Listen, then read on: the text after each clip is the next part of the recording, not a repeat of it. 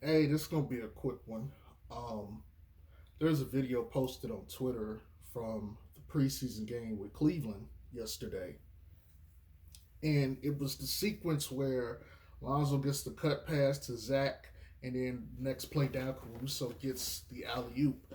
But directly after that, Zo starts picking up Rubio full court.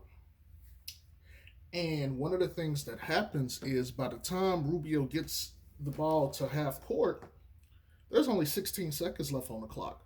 That means, a third of your time for play is gone. You really may only get one or two options, as then you got to rush and make the play. And because of that, it boosts the defensive prowess of the rest of your team because you don't have as much time to have to worry about playing defense. Meanwhile, the other team has less time to get their offense going. And so I just kind of wanted to talk about this real quick in a very short video because I've mentioned this before, but I gotta reiterate the importance of this. And it's not just Lonzo was doing this, Caruso did it too yesterday. But just considering the fact that you have 24 seconds to get a shot off or, try to score points, it's not a lot of time. But, at the pace of the NBA game, it seems like it's a lot of time. But more importantly, here, you know, that time, like for instance, we know Vooch isn't the best, one on one rim protector, shot blocker, right?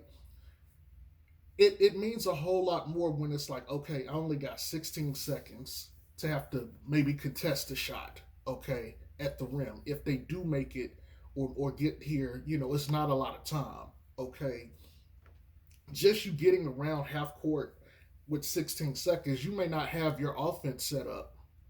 So you might need to take a second or two to make that work, which is less time. But again, you're saving time, you're boosting everyone else's, I guess, morale, or you're boosting their efficiency because it's like, okay, there's rush shots. Like you might get to run your play unless you might say, okay, let's run horns. Okay, you might have that set up as soon as you get down. But there's certain other plays like if it takes you a while to get that ball down there, what if the play was for somebody else? You might have to change your whole strategy here. So again, that favors the defense. Okay, they talk about how bad Zach and DeRozan's defense is. Well, if they only have to guard you for like 16 seconds, that makes you better because that's 8 less seconds that you actually have to commit to defense. And this is just one of the ways I view the game. Um, Anytime, any advantage we could get to the defense favors the defense in those situations. I don't care who you are. And this goes with any other team too. We could be playing Brooklyn, the Lakers, or anyone else. If you're telling me we could take 8 seconds off the clock for them to run plays, that leads its favor to us because we could force a bad shot potentially. Maybe instead of having two different separate cracks at it by setting up a play, maybe you only get one and then you got an ISO. And maybe even with that one, you might not get to go through all your options.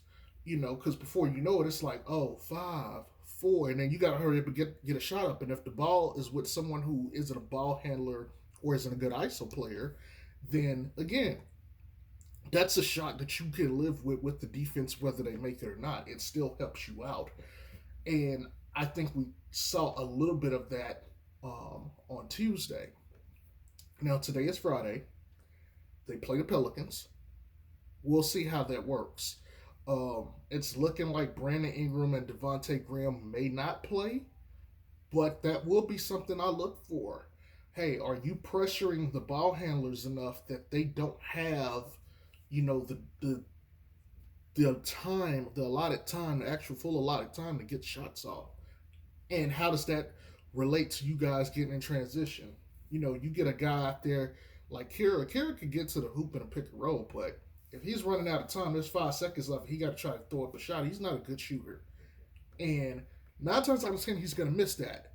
So if you defend him very well, and he gets to just jack up a shot, you're going to live with the result. 9 times out of 10, the result is going to be positive for you. He might get lucky and knock it down, but I doubt it. Most of us doubt it. And any coach would say, hey, that's a successful defensive play. These are the things that this team can build upon and can take advantage of that will help them have a better defense overall. And it's one of the things that used to piss me off about the Pelicans last year because I feel like, Stan did not fully use his weapons or his tools to his advantage. When you got guys like Lonzo that can pick up full court and can, take that advantage to your defense, you should have done it. Especially when you have a guy like Bledsoe or Steven Adams and stuff like that, who they're not bad players at all. They just didn't fit for the Pelicans.